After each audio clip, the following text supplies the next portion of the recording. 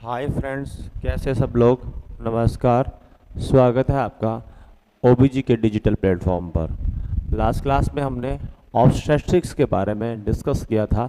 Obstetrics में बोले तो बच्चे का ग्रोथ कैसे होता है, प्राइमरी विलाई कब बनता है, सेकेंडरी विलाई कब बनता है, टर्सरी विलाई कब बनता है, टेस्टिस कब डिसेंड होते हैं, बच्चा एमनियोटिक फ्लूइड को स्वेलो करना कब प्रारंभ करता है, ये सब कुछ हमने लास्ट क्लास में पढ़ लिया था। आज की हमारी जो कि ओबीजी की क्लास नंबर सेशन नंबर 12वां है, 12वीं क्लास हम पढ़ रहे हैं। इस क्लास में हम बात करेंगे ओवरऑल, ये क्लास पूरी हमारी बेस्ड होगी एमनियोटिक फ्लूइड के बारे में। एमनियोटिक फ्लूइड क्या होता है, किस कलर का होता है, कितना इसका नॉर्मल अमाउंट देखा गया है, और एमनियोटिक फ्लूइड में क्या क्या इम्पोर्टेंट एमसीक्यू एग्जाम में बनते हैं। इस टॉपिक को लेकर हम हमारी इस ये जो क्लास है वो स्टार्ट कर रहे हैं। याद रखिएगा, आपकी जो क्लास है बेटा जी, क्लास नंबर 12 है और किस पर आधारित है, तो जवाब होगा एमनियोटिक फ्लूइड के ऊपर। क्लियर। तो चलिए सबसे पहले मैं बात करता हूँ आपका नॉर्मल स्ट्रक्चर है, नॉर्मल कैरेक्टरिस्टिक्स की मैं बात कर रहा हूँ। Normal characteristic of amniotic fluid, normal characteristics of amniotic fluid. एक एमनियोटिक फ्लूइड में क्या क्या लक्षण नॉर्मल होते हैं, what are the normal characteristics of amniotic fluid. Clear बेटा जी। तो एमनियोटिक फ्लूइड में क्या क्या चीज़ें नॉर्मली होती हैं। अभी तक हम डिजीज़ का डिस्कशन नहीं कर रहे हैं, पहला हम नॉर्मल स्ट्रक्चर्स की बात करेंगे, नॉर्मल चीज़ों की बात करेंगे, फिर हम एबनॉर्मलिटीज़ की बात करना स्टार्ट करेंगे। क्लियर है यहाँ तक। चलिए सबसे पहला पॉइंट देखिएगा, पॉइंट नंबर फर्स्ट मैं बात कर रहा हूँ कि एमनियोटिक सैक का निर्माण कब हो जाता है, जिसके अंदर एमनियोटिक फ्लूइड होता है, called amniotic sac. Amniotic sac का फॉर्मेशन, एमनियोटिक सैक बोले तो वह पाउच है जिसमें एमनियोटिक फ्लूइड रहता है, इसका निर्माण कब होता है, तो याद रखिएगा amniotic sac formation at 12 days of gestation. कौन सा दिन बेटा, तुम्हारा जवाब होगा 12 डेज ऑफ गेस्टेशन। जो गेस्टेशन का 12वां दिन होता है उसी दिन एमनियोटिक सैक का निर्माण हो जाता है। एमनियोटिक सैक वह जगह है जहां एमनियोटिक फ्लूइड बनेगा, मतलब स्टार्टिंग उस जगह से कर रहा हूं जहां एमनियोटिक फ्लूइड भरा होता है, उसे एमनियोटिक सैक हम कह रहे हैं। उस एमनियोटिक सैक का निर्माण कब हो जाता है, तो याद रखिएगा यह 12वें दिन पर यह कार्य प्रारंभ हो जाता है। Clear. Number second, amniotic fluid का नॉर्मल कलर कैसा होता है, तो याद रखिएगा यहाँ से दो चीजें होती हैं। शुरू में जब ये बन रहा है, इनिशियली जब ये शुरू में बनता है बेटा जी की, उस समय यह कलरलेस होता है, इसमें कोई कलर नहीं होता है। जब शुरू में आपका एमनियोटिक फ्लूइड बनता है उसमें कोई कलर नहीं होता है, यह कलरलेस होता है। लेकिन अगर आप टर्म के समय देखेंगे, एट टर्म अगर आप देखेंगे बेटा जी, तो याद रखिएगा यहाँ पर इसका कलर आपको दिखाई देगा।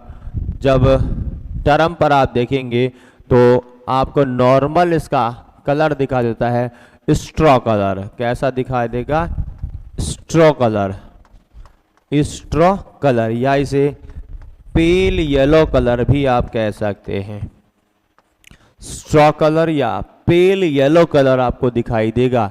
याद रखिएगा क्या मैंने बोला है कि नॉर्मल आपका एमनियोटिक सैक का निर्माण कब हो जाता है, तो आपको जवाब देना होगा कि इसका नॉर्मल जो एमनियोटिक सैक का निर्माण है वह 12वें दिन पर हो जाता है। दूसरा कलर मैंने डिस्कस किया, शुरू में कलरलेस यह होता है, उसके बाद यह स्ट्रो कलर या पेल येलो कलर का हो जाता है। क्लियर है बेटा। चलिए तीसरा पॉइंट मैं बात कर रहा हूं यहां से, that is known as your, इसका पीएच क्या होता है, what are the pH of amniotic fluid. तो इसकी नॉर्मल पीएच 7.3 टू 7.5 होती है, यानी कि यह एल्कलाइन नेचर का होता है। याद रखिएगा 7 से कम पीएच होना एसिडिक कहलाता है, 7 पीएच न्यूट्रल कहलाती है, और 7 से ऊपर होना एल्कलाइन कहलाता है। तो एमनियोटिक फ्लूइड का नॉर्मल जो आपका पीएच होता है वह कितनी होगी, 7.3 to 7.5। क्लियर है। चलिए उसके बाद मैं इसके अमाउंट को लेकर बात करता हूं कि इसका नॉर्मल अमाउंट कितना होता है। क्लियर है, याद रखिएगा एमनियोटिक एट 12 वीक, 12वें वीक पर जब गेस्टेशन 12 वीक का होता है तो लगभग इसका अमाउंट 50 ml के आसपास होता है, 50 ml। जब यह गेस्टेशन का समय पहुंच जाता है लगभग एट 20 वीक्स, जब प्रेगनेंसी 20 सप्ताह की होती है उस समय लगभग इसका अमाउंट 400 ml हो जाता है।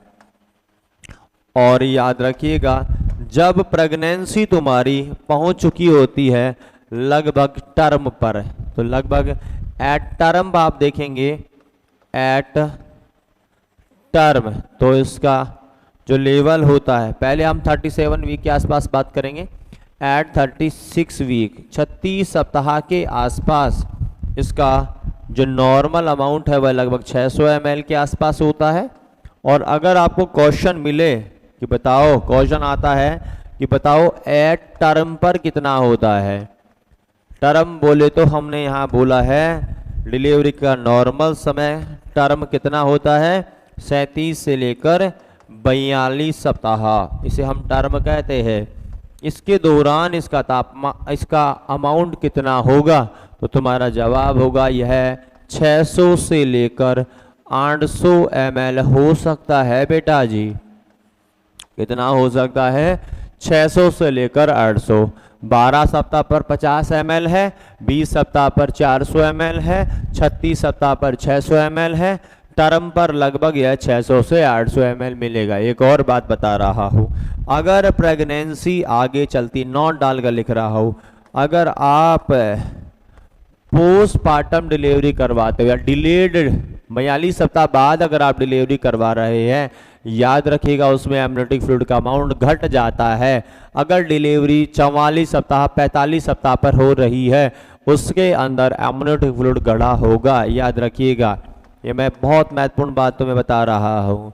डिलीवरी ग्रेटर देन 42 वीक्स, अगर 42 सप्ताह बाद डिलीवरी होती है, याद रखिएगा उस डिलीवरी में एमनियोटिक फ्लूइड का अमाउंट क्या होगा, डिक्रीज हो जाएगा। इस अवस्था में एमनियोटिक फ्लूइड क्या हो जाना है, डिक्रीज हो जाना है।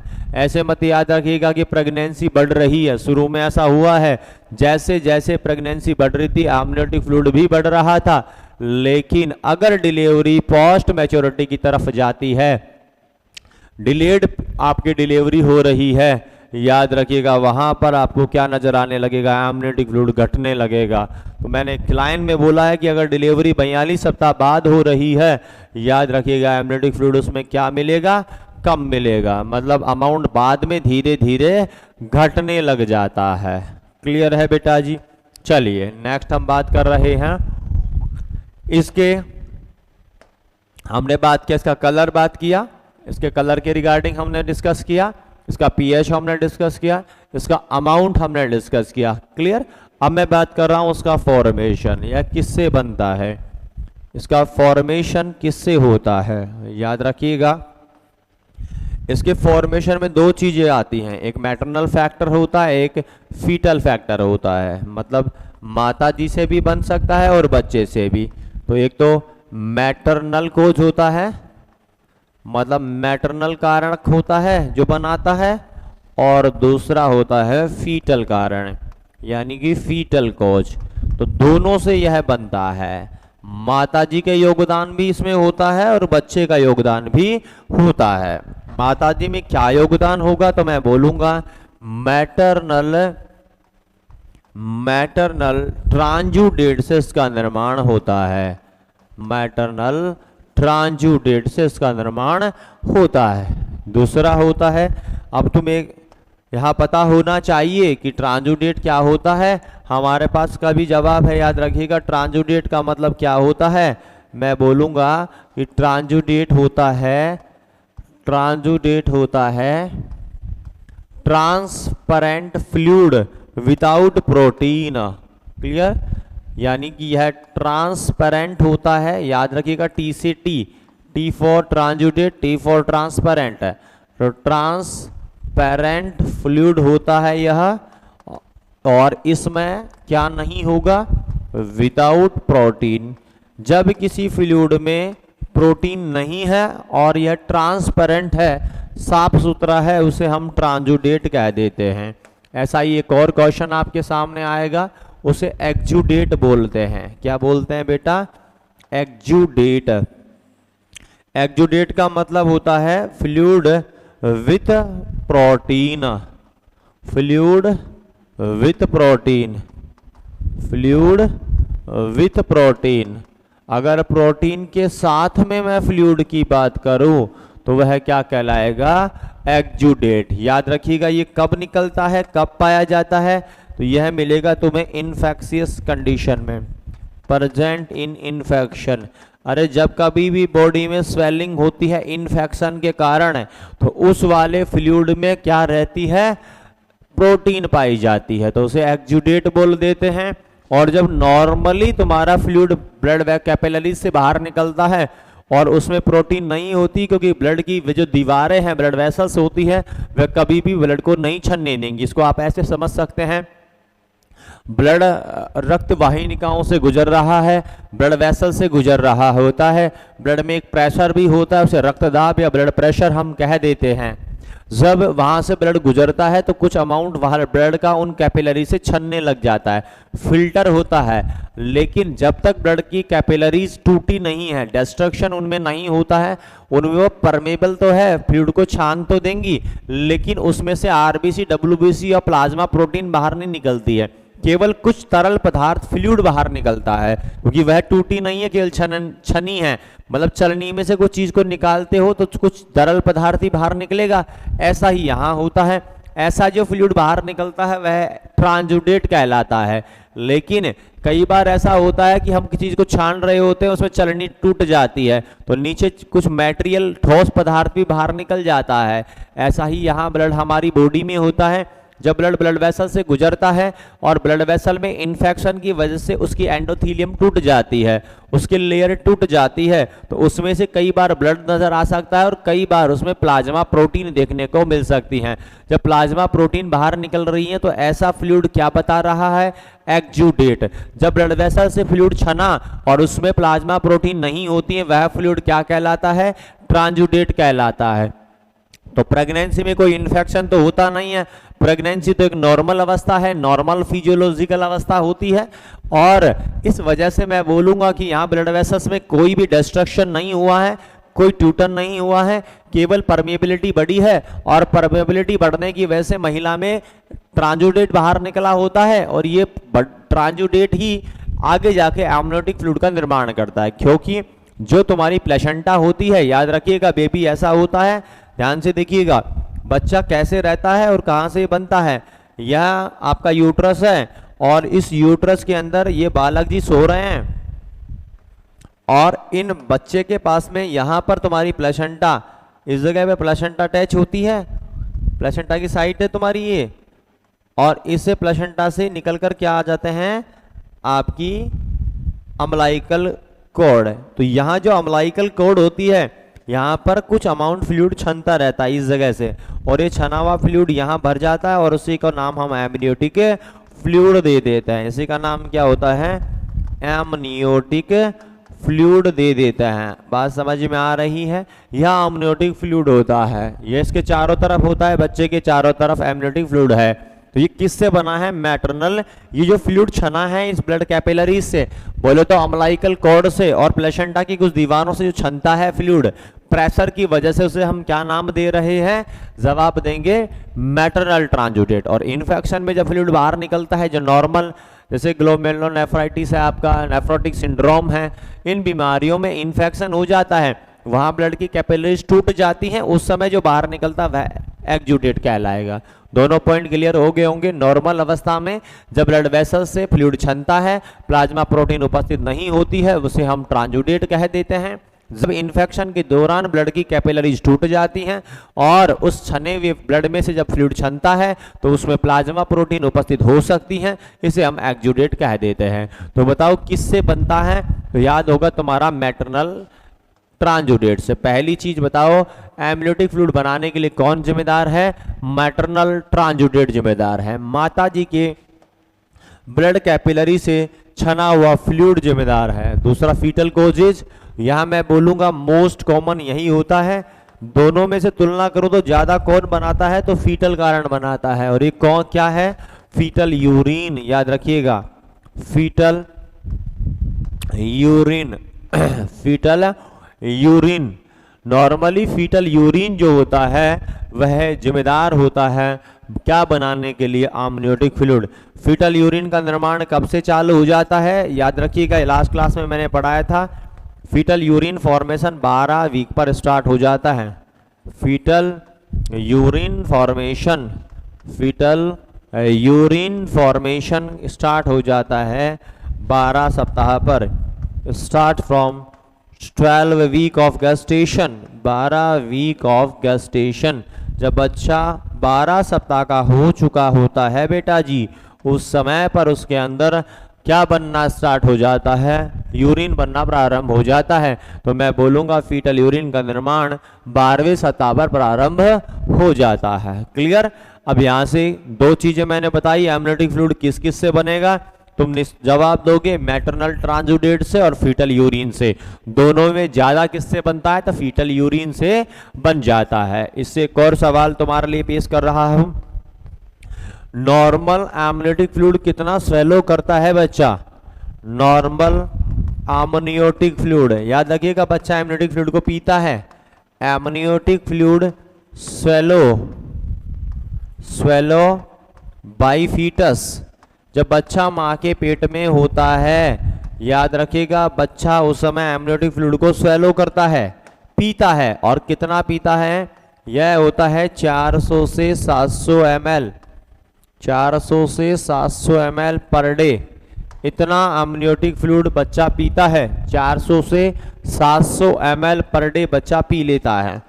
और कितना यूरिन बच्चा निकालता है?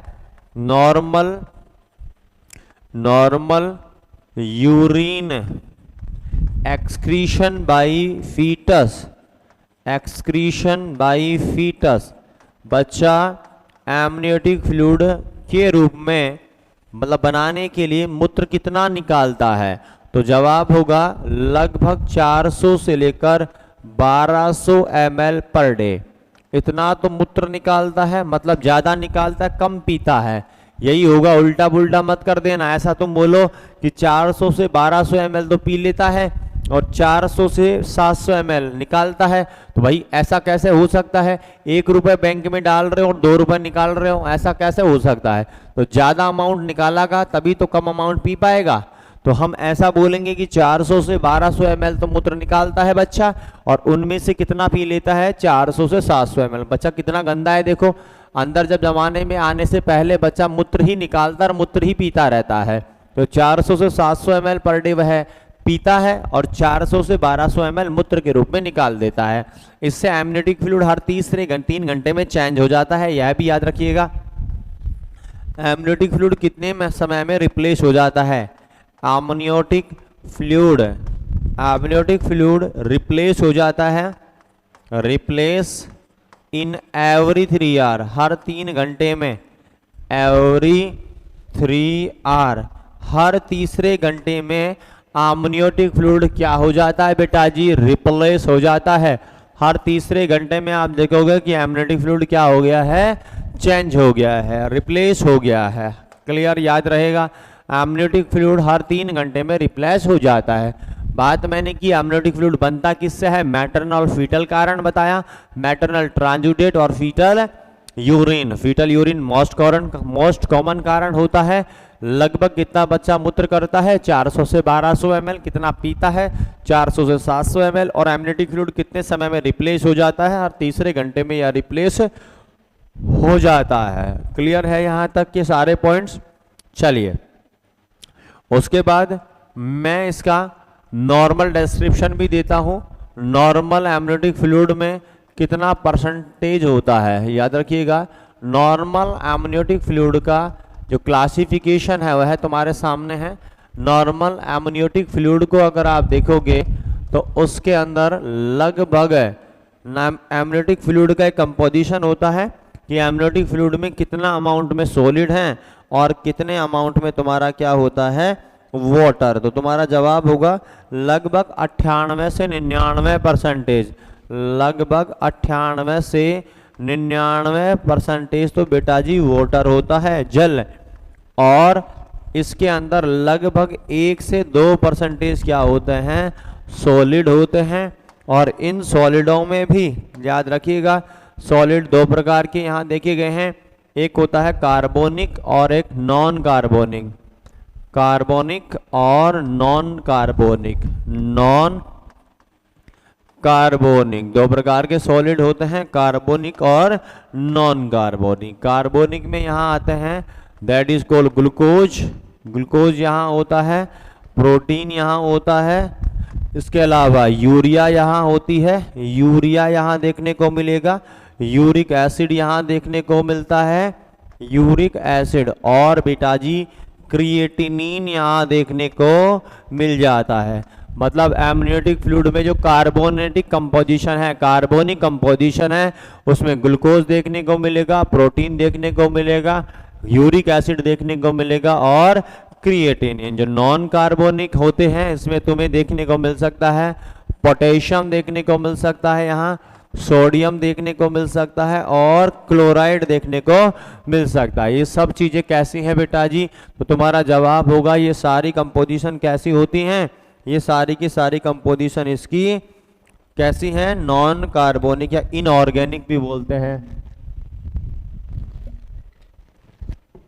एक को हम बोल रहे हैं कार्बोनिक का, दूसरा नाम इन्हें ऑर्गेनिक भी बोलते हैं, इन्हीं का नाम ऑर्गेनिक कंपोजिशन होता है और इसका नॉन ऑर्गेनिक होता है। क्लियर है बेटा जी, नॉन ऑर्गेनिक, क्लियर है। इसका मतलब हमने दो बातें की एमनियोटिक फ्लूइड के कंपोजिशन में। नॉर्मल एमनियोटिक फ्लूइड जो होता है, इस एमनियोटिक फ्लूइड का 98 से 99% तो वाटर होता है और लगभग 1 से 2% हिस्सा क्या होता है, सॉलिड। और बेटा जी सॉलिड भी कितने प्रकार के बताए, दो प्रकार के, एक ऑर्गेनिक और कार्बोनिक होता है, दूसरा नॉन ऑर्गेनिक या नॉन कार्बोनिक होता है। Glucose, protein, urea, uric acid और क्रिएटिनिन कार्बोनिक होते हैं और पोटेशियम, सोडियम और क्लोराइड नॉन कार्बोनिक होते हैं। यहां तक सब कुछ क्लियर है। ये सब बातें मैंने एमनियोटिक फ्लूइड के नॉर्मल स्ट्रक्चर के बारे में की है, ये सब बातें नॉर्मल बातें थी एमनियोटिक फ्लूइड की। चलिए अब हम बात कर रहे हैं बेटा जी कुछ एबनॉर्मलिटीज के बारे में, और एबनॉर्मलिटीज में बहुत ज्यादा सवाल क्वेश्चन बनाता है। तो एबनॉर्मलिटीज की मैं बात कर रहा हूं, एबनॉर्मलिटी ऑफ एमनियोटिक फ्लूइड, यानी कि मैं डिसऑर्डरों की बात कर रहा हूं। एमनियोटिक फ्लूइड में क्या क्या एबनॉर्मलिटीज तुम्हें देखने को मिल सकती हैं। दो प्रकार की एबनॉर्मलिटीज आती हैं। पहला एबनॉर्मलिटी में बात करूंगा, first is regarding the amount. किसके रिगार्डिंग बात कर रहा हूं, अमाउंट के रिगार्डिंग, रिगार्डिंग अमाउंट, यानी अमाउंट को लेकर कुछ बीमारियां आपको देखने को मिल सकती है, उसे हम ओलिगोहाइड्रोमोनियास और पॉलीहाइड्रोमोनियास बोलते हैं। क्लियर। तो सबसे पहले देखिएगा, इसमें भी मैं अलग अलग चीजें तुम्हें बताऊंगा। नॉर्मल अमाउंट कितना मैंने बताया कि एमनियोटिक फ्लूइड नॉर्मल तुम्हारा कितना होता है, तो एवरेज मैंने तुम्हें नाम बोला है कि एवरेज इसका अमाउंट 600 से 800 ml होता है टर्म के समय। कहाँ होता है बेटा, टर्म के समय यह होता है, यही बताया मैंने कि टर्म के समय 600 से 800 ml होता है। लेकिन अगर आप रेंज में देखोगे, एक बड़ी रेंज में मैं बात करूं तो इसका अमाउंट लगभग 200 से लेकर 2000 ml तक हो सकता है। एक इतनी रेंज में एमनियोटिक फ्लूइड आपको दिखाई दे सकता है। ये एक बड़ी रेंज है, हर फीमेल टू फीमेल वेरी करता है और बच्चे से बच्चे को भी वेरी करता है। क्लियर। 200 से 2000 ml तक एक रेंज में नजर आ सकता है। अगर एमनियोटिक फ्लूइड याद रखिएगा लेस देन 200 ml है, किसी भी प्रेगनेंसी में अगर कोई महिला प्रेग्नेंट है और उसके अंदर एमनियोटिक फ्लूइड का अमाउंट 200 ml से कम है, याद रखिएगा यह अवस्था कहलाती है ओलिगोहाइड्रमनियास। क्या कहलाता है? ओलिगोहाइड्रमनियास। ओलिगोहाइड्रमनियास इसे कह देते हैं। क्लियर? हाइड्रमनियास, ओलिगोहाइड्रमनियास, इसे ओलिगोहाइड्रमनियास का नाम हम दे देते हैं। जब भी, कब बोला मैंने, ये पहला पॉइंट बता रहा हूं तुम्हें एवरेज अमाउंट को लेकर। टर्म में 600 से 800 ml होता है और रेंज 200 से 2000 ml की है। अगर 200 से कम है तो ओलिगोहाइड्रमनियास कह देंगे। अगर यह अमाउंट 2000 ml से ज़्यादा हो जाए, 2000 ml से ज़्यादा हो जावे तो हम उसे पॉलीहाइड्रमनियास कह देते हैं। नाम देंगे पॉलीहाइड्रमनियास, नाम दे देंगे। क्या नाम दे देंगे? पॉलीहाइड्रमनियास। 200 से कम ओलिगोहाइड्रमनियास, 200 से ज़्यादा पॉलीहाइड्रमनियास। क्लियर? एवरेज कितना बताया? 600 से 800 ml। क्लियर? दूसरा पॉइंट देखिएगा, यह होता है परसेंटाइल के हिसाब से। परसेंटाइल एमनियोटिक फ्लूइड की परसेंटाइल के हिसाब से बांटा गया है। नॉर्मल परसेंटाइल कितनी होती है बेटा जी? याद रखिएगा 10 से लेकर 95 परसेंटाइल, 95 परसेंटाइल नॉर्मल होती है। एमनियोटिक फ्लूइड की नॉर्मल परसेंटाइल तुम्हें मिलेगी 10 से लेकर 95 परसेंटाइल के बीच में। कितनी होती है नॉर्मल? तो तुम्हारा जवाब होगा 10 से लेकर 95 परसेंटाइल के रूप में आपको नॉर्मल नजर आएगी। अगर यह परसेंटाइल 10 से कम चली जाती है, याद रखिएगा, अगर 10 से कम होती है, लेस देन 10 परसेंटाइल है, तो यह कहलाता है ओलिगोहाइड्रमनियास। ओलिगोहाइड्रमनियास, ओलिगोहाइड्रमनियास। और अगर परसेंटाइल तुम्हारी 95 से ज़्यादा चली जाती है तो यह कहलाता है पॉलीहाइड्रमनियास। पॉलीहाइड्रमनियास, याद रखिएगा ये बहुत ही महत्वपूर्ण है क्वेश्चन के हिसाब से। ये जो एबनॉर्मलिटीज मैं बता रहा हूँ बेटा रिगार्डिंग टू द अमाउंट, सवाल बनता है यहाँ से। ओलिगोहाइड्रमनियास 200 से कम, 2000 से ज़्यादा पॉलीहाइड्रमनियास। परसेंटेज के हिसाब से 10 परसेंटाइल से कम ओलिगोहाइड्रमनियास, 95 परसेंटाइल से ज़्यादा पॉलीहाइड्रमनियास। क्लियर? तीसरा vertical pocket index. Vertical pocket index, vertical pocket index, यह भी एक वैल्यू होती है जिसके हिसाब से हम एमनियोटिक फ्लूइड को डिवाइड करते हैं। यह वर्टिकल पॉकेट इंडेक्स कहलाती है और वर्टिकल पॉकेट इंडेक्स 2 से 8 सेंटीमीटर के बीच में नॉर्मल होती है। नॉर्मल अमाउंट इसका होगा, याद रखिएगा, नॉर्मल होता है 2 से लेकर 8 सेंटीमीटर के बीच में। अगर 2 सेंटीमीटर से कम वैल्यू आती है, अगर लेस देन 2 सेंटीमीटर की वैल्यू है वर्टिकल पॉकेट इंडेक्स की, मैं बोल दूंगा क्या हो गया, तुम्हारा जवाब होगा ओलिगोहाइड्रमनियास। क्या हो गया? ओलिगोहाइड्रमनियास हो गया है। क्लियर? अगर मैं बोलूं कि इसका अमाउंट ग्रेटर देन 8 सेंटीमीटर पहुंच गया है, 8 सेंटीमीटर से ज़्यादा हो गया है, मैं जवाब दे दूंगा यह पॉलीहाइड्रमनियास कहलाता है। पॉलीहाइड्रमनियास कहलाता है। ओलिगोहाइड्रमनियास और पॉलीहाइड्रमनियास। क्लियर? वर्टिकल पॉकेट इंडेक्स के हिसाब से। चौथा और सबसे इंपॉर्टेंट इनमें AFI, that is called AFI, amniotic fluid index, आपने सुनी होगी। AFI, amniotic fluid index, amniotic fluid index, amniotic fluid index. पहला पॉइंट कि यह किसके अंडर में मापी जाती है, सवाल है, याद रखिएगा यह किस गाइडेंस में मापी जाती है। मैं बोलूँगा मीजरिंग अंडर यूएसजी, अल्ट्रासोनोग्राफिक गाइडेंस में मापी जाती है। याद रखिएगा यह कौन से गाइडेंस में मापते हैं, तो याद रखिएगा अल्ट्रासोनोग्राफिक गाइडेंस, अल्ट्रासोनोग्राफिक गाइडेंस में से मापा जाता है। मतलब सोनोग्राफी के गाइडेंस में हम किसे मापते हैं, आपकी आमनियोटिक फ्लूइड इंडेक्स को मापा जाता है।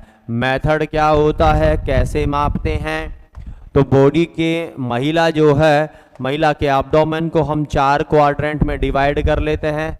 मानिएगा यह एक महिला है और इस महिला का जो एब्डोमेन है, यह वाला एब्डोमेन, इसको 4 क्वाड्रेंट में बांट लेते हैं और इस 4 क्वाड्रेंट को बांटने के बाद इसमें से एक क्वाड्रेंट जो होता है उसे माप कर इसका मेजरमेंट लेकर बाकी के साथ जोड़ देते हैं और यह मापना ही क्या कहलाता है, एंड आपका एमनियोटिक फ्लूइड इंडेक्स। इसमें मैं बोलूँगा क्या कि सबसे पहले मेथड में क्या करना है तुम्हें, divide the abdomen of female, divide the abdomen of female in 4 quadrant, in 4 quadrant, 4 quadrant में हम उसे डिवाइड कर लेते हैं। ये पहला स्टेप होगा। उसके बाद में क्या करना होगा तुम्हें, फिर इसके बाद मेजरमेंट करना है एक क्वाड्रेंट का, मेजरमेंट द 1 क्वाड्रेंट, इसमें से एक क्वाड्रेंट को तुम्हें मापना होगा।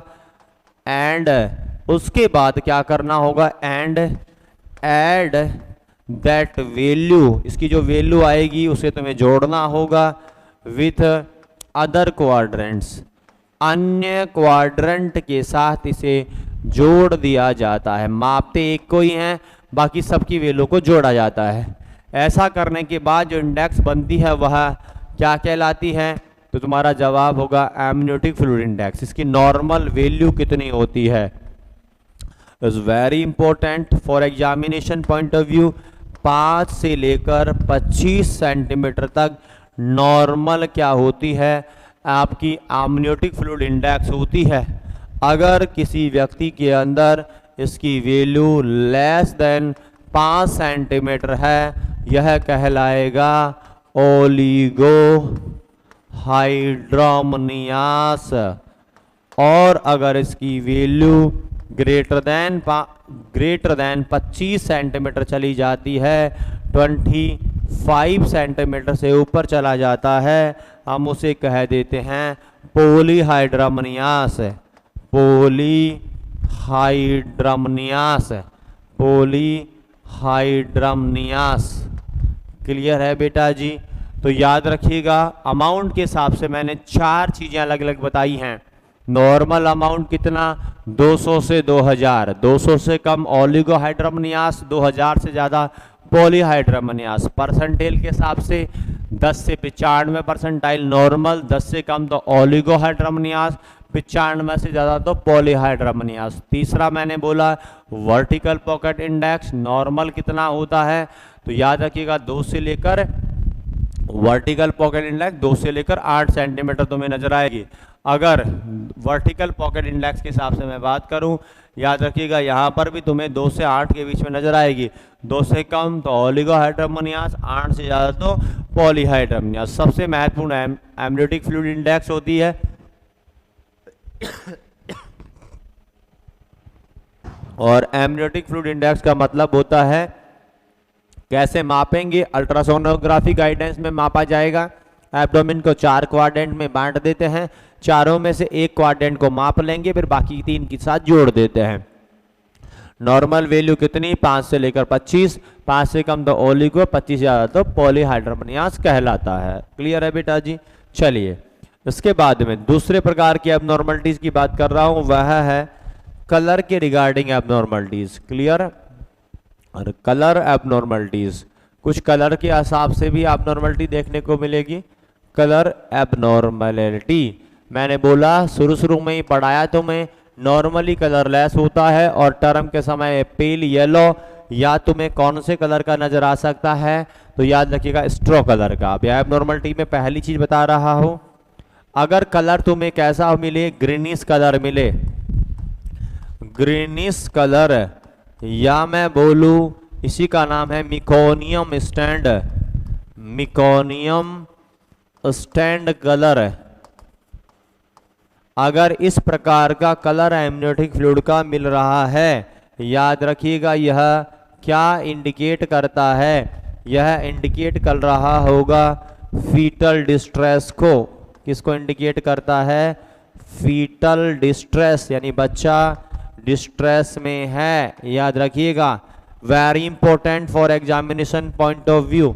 अगर ग्रीन कलर का एमनियोटिक फ्लूइड है या मिकोनियम स्टैंड एमनियोटिक फ्लूइड है, याद रखिएगा यह फीटल डिस्ट्रेस को इंडिकेट करता है। मिकोनियम क्या होता है यह भी देखिएगा। Meconium first stool pass by the fetus होता है, पहला स्टूल जो पास होता है वह मिकोनियम कहलाता है। First stool passed by fetus, fetus के द्वारा जो पहला स्टूल निकलता है वह क्या कहलाता है? मिकोनियम कहलाता है। और इसका कलर कौन से कलर का होता है? इसका कलर बेटा याद रखिएगा ग्रीन कलर का ही होता है। क्यों होता है? क्योंकि इसमें जो पिगमेंट होता है वह कौन सा होता है? बिलीरुबिन नहीं होता है, बिलीवर्डिन होता है, बिलीवर्डिन। और बिलीवर्डिन का कलर कैसा होता है? बिलीवर्डिन ग्रीन कलर का ही होता है। बिलीवर्डिन कौन से कलर का है? ग्रीन कलर का होता है।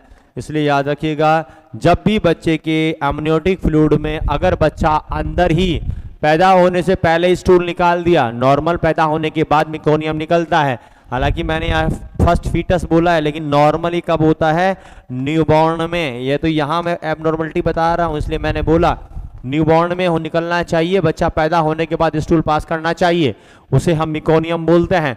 लेकिन जब बच्चा अंदर ही निकाल देता है तो उसका एमनियोटिक फ्लूइड का कलर कैसा हो जाएगा? ग्रीन कलर का, क्योंकि स्टूल का कलर ग्रीन है और बच्चा एमनियोटिक फ्लूइड में ग्रीन में स्टूल निकाला तो पूरा एमनियोटिक फ्लूइड ग्रीन कलर का हो गया।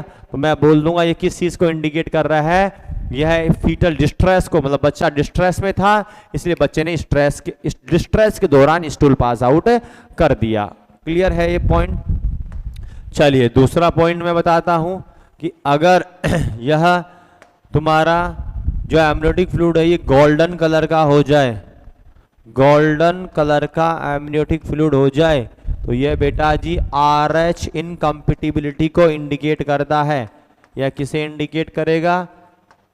यह इंडिकेट करेगा RH इनकम्पैटिबिलिटी, मतलब RH इनकम्पैटिबिलिटी इस चीज को इंडिकेट करेगा। और उसका मतलब यह क्या हो रहा है? RBC का डिस्ट्रक्शन हो रहा है, RBC टूट रही हैं, इस वजह से एमनियोटिक फ्लूइड का कलर कैसा हो गया है? गोल्डन कलर का हो गया है, गोल्डन कलर का। क्लियर?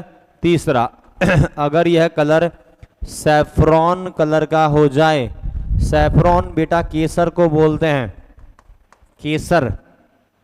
एमनियोटिक फ्लूइड का कलर सैफ्रॉन या पेल येलो हो जावे, पेल येलो नहीं greenish yellow, clear? Greenish yellow colour का हो जावे तो याद रखिएगा यह क्या कहलाता है?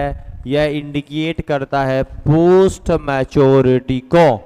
किसे इंडिकेट करेगा? Post maturity.